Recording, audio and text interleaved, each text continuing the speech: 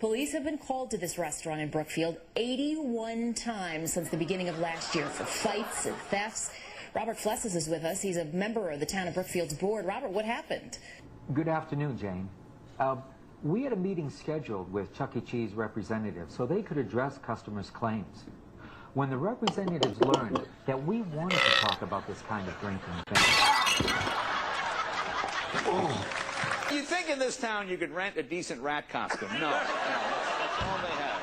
That was a like rat? $800 for that stupid. It doesn't even look like a rat. Look, No, I think they took a bunny and cut the ears off, and the guy painted it gray. It was $800 to rent that stupid costume. Doesn't even look like a rat.